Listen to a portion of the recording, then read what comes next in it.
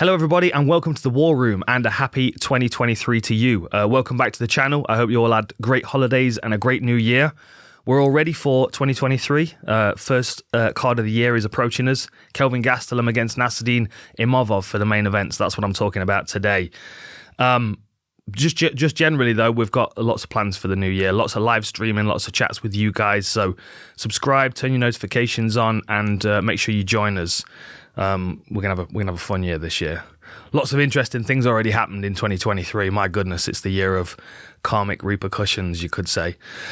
Okay, should we crack on with this? Right, okay. Well, in fact, our show today is brought to you by AG1, as you can probably tell by all of my paraphernalia on the table. Fantastic stuff this is, really, really good. So basically, I use these quite a lot. These are the travel packs. Great for when I'm on the road. I'll grab one of these, chuck it in my bag. And then that is my first dose of goodness in the morning.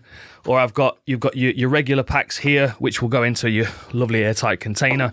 And if you do order this, you're going to get your D3 and K2 as well, which is of course very important, especially if you're not getting too much sunshine over the winter months. I start using AG1 just because I'm terrible at remembering to eat and making sure I'm taking good stuff in. So with this, I know after I get all my probiotics, I know I get all my vitamins and minerals and nutrients. It improves my energy levels. It improves my sleep.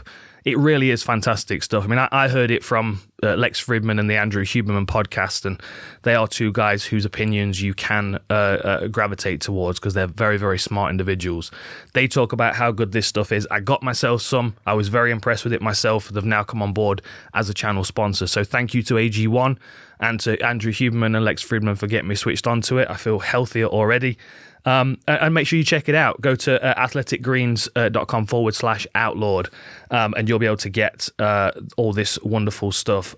You will get a year's supply of this if you order it with the code. You'll also get all of the equipment you need. There's your nice little metal scoop. None of this plastic nonsense that stays with you for life.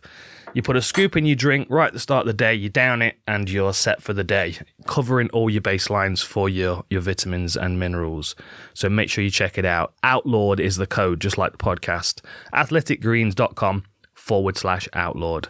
Okay, so Kelvin Gastelum, welterweight, middleweight veteran, a very, very difficult person for anyone to deal with. You know, I watched a few of his fights last night. It doesn't matter who he's fighting. He always makes them work hard for the victory if they beat him.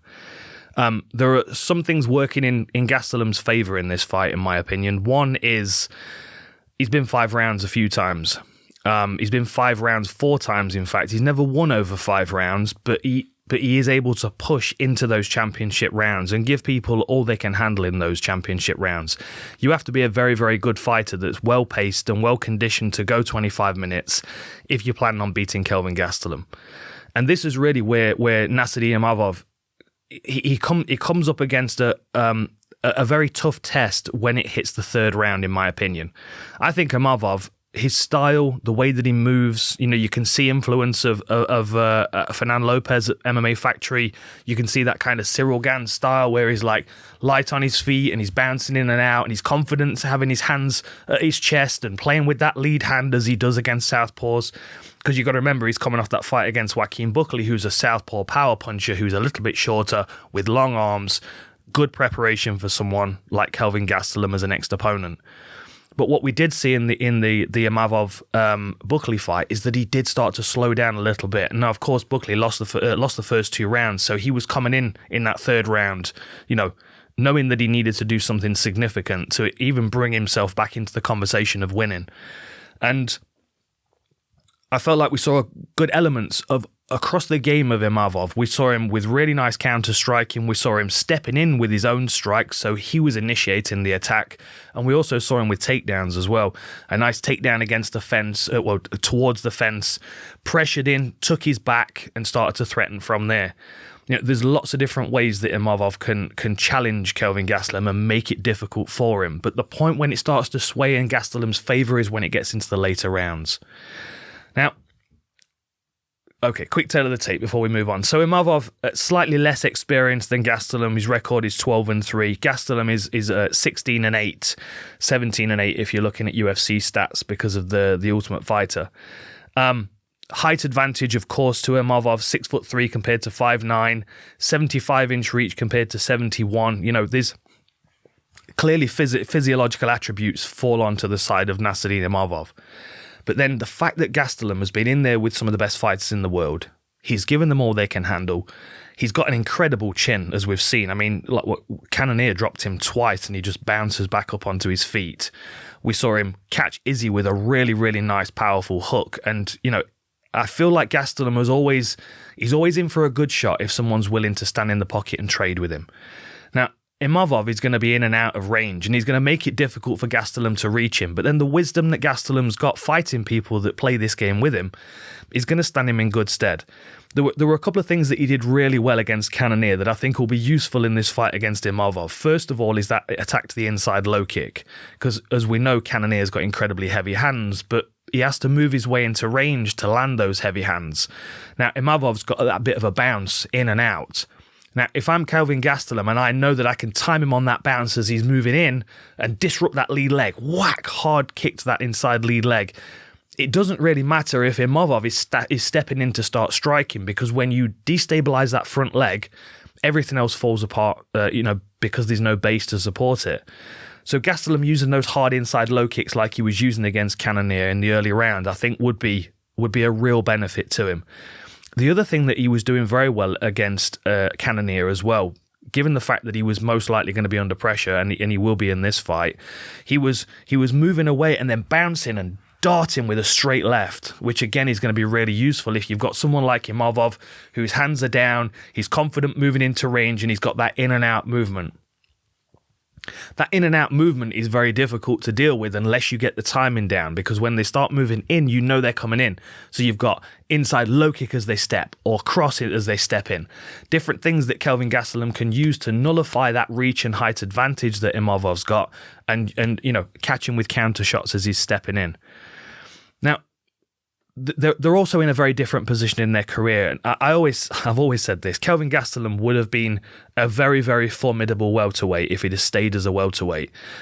I always feel like as a middleweight, he's always been working against physical attributes. People are taller and longer than him. They're generally bigger than him. A lot of the people that he's fighting are more heavily muscled than him. Now, of course, he takes a good shot. He's got a good chin. He's got heavy hands. But when you see him against someone like Cannonier, who of course is absolutely shredded and came down from heavyweight, you can kind of see Gastelum, and I mean no disrespect by this, but he looks like a fat welterweight, and he's going to look like that against Imavov. He could find himself right on the outside the whole time. It could be very similar to Cyril Gane against Tai Tuivasa. That movement that Cyril Gane's got is just too much for Tai Tuivasa to deal with. Can't keep up with him moving in and out, changing the angle. It gets quite exhausting. But it also gets exhausting for their opponent, right? Now, Cyril Gane does a fantastic job of working through 25 minutes. And I think Nassourdine Imavov is in that place where he's going to start crafting his conditioning to last into the 25-minute rounds. But because he's not been there yet, and because Kelvin Gastelum hasn't, he has that confidence of those 25-minute fights. There's got to be an underlying thought process in Kelvin Gastelum's mind, like, okay, this guy's going to be a real handful for 2 rounds. But even if I just make it through the first 2 rounds and then I win the 3rd, 4th, and 5th, I'm all good on the judges' scorecards. Now, Gastelum felt like the fight against Cannonier was closer than it was, in my opinion. And I remember Rafael Cordeiro being annoyed at the end of it, thinking that Gastelum had won. But he was dropped twice in that fight. And that's something that he has to be cautious of in this fight against Imavov, because that's an easy way for him to lose rounds quite easily against Imavov. Because Nassourdine manages distance quite well, and because he is confident in his wrestling, and he will take this fight to the floor if he feels like he's going to be able to slow Gastelum down and improve his ability to win on the scorecards if it does go there.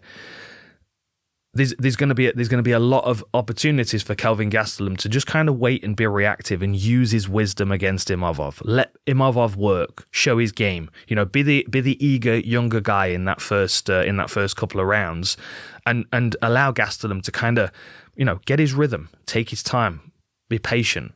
Like, one of the best knockouts in Gastelum's career was the fight against Bisping because of his management of range. And again, Bisping, he's taller, he's rangier than Gastelum, but Gastelum touched him and slipped away. Like, this wisdom to be able to manage that range between him and his opponent, touch, out, bam, bam.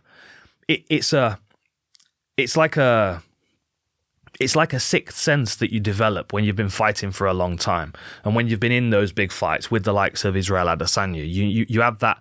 You have to draw on that instinct to read your opponent and to read the space between you and understand how you can use it to your benefit. That's something I feel Gastelum has definitely got and will prolong all the way through the 25 minutes. Whereas Nassourdine, I do feel like he'll start to make more mistakes when he gets tired. I felt like he made a couple of mistakes in the last round against Buckley that if he does that against Gastelum, the wisdom and the footwork of Gastelum is going to put him in a position where he can land clean shots. Nassourdine against Buckley, we saw really good techniques against the southpaw, and he actually looked, in my opinion, he looked more comfortable against the southpaw than he has against orthodox fighters that he's fought previously. So he's on a 3-fight win streak. We've got that finish over Ian Heinisch, who was incredibly tough to finish, durable individual. Edmund Shabazian was a really fun fight to watch on the feet, but the point of difference was Nassourdine's ability to grapple. And I feel like we can't underestimate his willingness to grapple against Kelvin Gastelum, because we've seen Gastelum, he got caught with that heel hook against Jack Hermanson. We've seen him, Chris Weidman arm triangling him as well. I think Nassourdine Imavov's wrestling is underestimated because he chooses not to. So people ultimately, kind of a bit like Ankalaev, because he chooses not to wrestle, people go, oh, he probably doesn't like wrestling, probably doesn't feel confident he's wrestling. But you should also realise that Justin Gaethje, when he became an MMA fighter, was a much better wrestler than he was a striker. But he realised that striking is a far more efficient way of winning fights. And with the way that Nassourdine fights, with the speed that he moves in and out of range at, and with the fact that he is so calm and so loose, he feels like at any moment he's got the right shot that he can just blitz in and snap his opponent in the face, and that's going to change the fight. So 2 things I want you to watch out for Nassourdine when he's fighting Kelvin Gastelum. The first one is the front kick off the rear leg. And there were a few moments where he was very close to doing damage with Buckley with that rear front kick, snapping it out to the front kick, to the chin, snapping it to the midsection, to the chest. Again, Kelvin Gastelum's shorter, he's kind of broad, he stands kind of square sometimes. That forward attack that Nassourdine's got is going to really accentuate the difference in the range, the height and reach of the two of them. So the rear front kick is going to be a key for Imavov. Now, generally, all round his striking is good, but there was something else that he kept trying to land on Buckley, and I feel like it's going to be easier to catch Gastelum with it because of his confidence in the pocket to kind of tuck up and defend. And what it is, so we saw Gastelum darting off the fence with that straight left that he was using against Cannonier. Nassourdine's dipping a little bit and then coming up with a really tight uppercut off the back arm. And I can very much see him pressuring Gastelum into the fence the whole time. Gastelum trying to find opportunities to get off the fence. And then Imavov dipping like he's going to level change, like he did against Buckley, drives him into the fence to take him down and expose his back. You get that little dip, and then he comes up the centre line with that uppercut. And, if Nassourdine comes out in the first round and, he's playing with the range quite well, but he goes for a takedown, even if he doesn't get it, he's putting the idea in Gastelum's mind that there might be a takedown on the end of his striking combinations. So then that feint becomes a very valuable part of Nassourdine's game. He can look at the legs. He can feint as if he's going to go to the legs, which is going to make Kelvin Gastelum drop his hands and drop his chin potentially onto that uppercut. Now, Buckley didn't have that same kind of reaction, but Buckley's also not the same kind of defensive wrestler that Gastelum is. So I feel like Gastelum might be more susceptible to that front kick up the midsection and that rear uppercut that we see from Imavov. This is his first 5-round fight, though. And the opportunity to fight Kelvin Gastelum, I would imagine, like, if I'm Imavov, he's a young man. He's taking on someone who has fought for the championship. He's a very, very well-known, very well-respected fighter. I think Imavov's feeling like this is a really, really good opportunity. And I feel like that excitement could also be a little bit of it could nibble into his conditioning a bit. That excitement and anxiety, I can't wait to get the first round started. 25 minutes feels so much different to 15 minutes. And that's something that Gastelum is very, familiar with against some of the best in the world. Really, really interesting fight. This I'm fascinated to watch it because Gastelum's one of those guys you just can't underestimate him because he's given some of the best fighters in the world some of their hardest fights. And Imavov, we're still learning where this guy's capabilities are. Like, honestly, I mean, I called his UFC debut. It was against Jordan Williams. And I'll be honest, I mean, I was a little bit underwhelmed with both of them. They both really, really look very kind of tired and laboured in that fight. And when I saw that, I thought to myself, okay, well, I don't know how far this guy is going to get because he doesn't seem to be able to control his energy levels very well. But then, he picks up that the loss to Phil Hawes, which was a majority decision, another really good fight. Again, Gastank was under pressure, but Phil Hawes is such a heavily muscled guy. He probably wasn't fighting at a pace that would exhaust Imavov. And I do feel like Gastelum can put that pace on him. Heinisch, Shabazian and Buckley are all very, very big wins. And even with the Buckley fight being a decision, there were moments in that fight where he was very, very effective and very close to getting a finish on the back, threatening with rear naked chokes, etc. So I think even though, he's 15 fights into his career, he's on a 3-fight win streak, 5 fights in the UFC, we're just seeing the beginning of Nassourdine Imavov as a contender as middleweight. Kelvin Gastelum's kind of hanging around as a middleweight, and I don't really see him getting to the belt again. I mean, he's 1-5 in his last 6 fights. The new lease of life for Kelvin Gastelum, unfortunately, I hate to say it, Kelvin, he's moving back down to welterweight. There's some big, Gastelum against Covington or someone like that. There's some big fights at welterweight for Gastelum. Even like a Masvidal would be a really, really fun fight for Gastelum. Or sign with the PFL and fight Jake Paul. Either way, I'm fine. But there are lots of good fights for Kelvin Gastelum. But the reality is, if he hangs around in this middleweight division for too long, the UFC are going to use him to identify the next challengers for the title. And that's where Kelvin Gastelum's name kind of gets him into trouble because he becomes the validation of the younger guys like Nassourdine Imavov. If you're going to progress this guy into a main event, into a 5-round fight, a Gastelum is the kind of person that you want to match him up against because he'll get found out if he's not good enough for the top 10. But there's lots of ways where Nassourdine's height and reach and his movement, his skills that he's still developing and uncovering himself, they are going to be... It's a bit unknown. It's kind of like the fog of war when you're fighting someone that's young because you've got to anticipate that they're always developing. I don't really feel like we're going to see massive developments in Kelvin Gastelum's game. So you can watch the Cannonier fight and you can watch, even the Ian Heinisch fight. So you've got a comparative opponent. And you can kind of see what Kelvin Gastelum's game is and you can almost bank on that version of himself showing up. With Imavov, I think there's a lot more to his wrestling game that we've not seen. I think there are a lot more tools in his striking arsenal that we've either not seen yet or have not been added to his striking arsenal yet, but we will be seeing soon. And the one other thing, and you'll notice this if you watch the Buckley fight, he had one really, really large cupping mark on his lower back on the left side. And I know your pain because I have backache there as well. I have reason to believe that he had a back problem in that fight against Joaquin Buckley. So that could have been one of the reasons why his gas tank didn't look as good as it needs to in the 3rd round.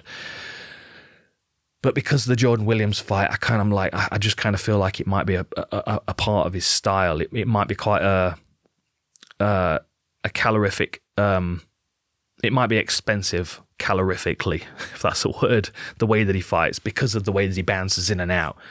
You know what I mean? Same as Cyril Gane, but Cyril Gane's he's just slow twitch muscle fiber. He just goes constantly. He's always doing band work, and I feel like Cyril Gane's conditioning is more developed to his style than Nassourdine Imavov's is, but I do feel like that is something that's going to develop as well. Let me have a quick look at the stats. So. Slightly higher striking output, but again, Gastelum, of course, has fought 5 rounds, so slightly higher striking output for Imavov makes sense because he's doing a similar body of work, but he's doing it in a short period of time. Good striking accuracy from Imavov, better than Gastelum's, but again, you've got to look at the opposition that he's up against. Like Gastelum's striking defense at 57% is fantastic considering who he's faced.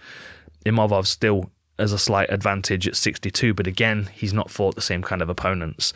And when it comes to the wrestling, like I think we're going to see developments in Imavov's game in the grappling department more than the striking department, and I think we're going to see him grapple a bit more with Gastelum, especially if he does start to feel like he's hitting him and not hurting him, or if Gastelum starts to catch him with some things like that inside low kick. If that starts to bruise up and damage his inside leg, we might see him wrestle a little bit more.